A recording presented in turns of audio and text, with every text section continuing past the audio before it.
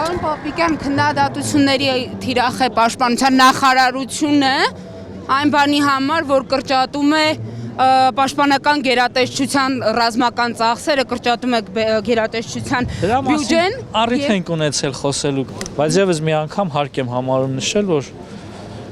պաշտպանական բյուջեն 26 թվականի ամբողջությամբ բավարարում է մեր պլանների իրացմանը։ Պարոն Պապիկյան, ամբիոնից հայտարարեցիք ներողություն, որ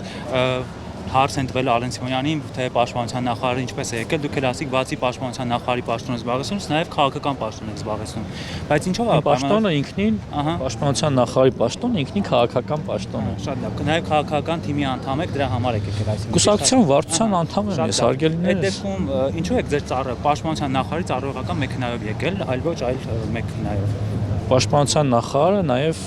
վարչապետի որոշմամբ պահպանվող անձ է, ում պետական պահպանության ծառայությունը ոչ, իհարկե ոչ, աշխատանքային ժամը ավարտված է եղել, ես եղել եմ ծառայողական մեքենայով գալու։ Ոչ, չկա։ Պարոն նախարար, վարչապետը օրեր առաջ լրագրողների ճեպազրույցում խոսում էր նաև անկլավ էքսկլավների փոխանակման մասին եւ հայտարարում էր, որ մենք պետք է վերցնենք, ետ վերադարձնենք Արծվաշենը։ Ես ուզում եմ հասկանալ, նախկինում վարչապետը ասում էր, որ մենք պետք է իրավական հիմքեր ունենանք անկլավների փոխանակման համար։ Երեք էլ նույն բանը կրկնել է։ Ներկայացրել է Ադրբեջանը իրավական հիմքերը, պարոն Պապիկյան։ Ասում եմ նույն բանը վարչապետը երեք էլ կրկնել եւ հաստատել է։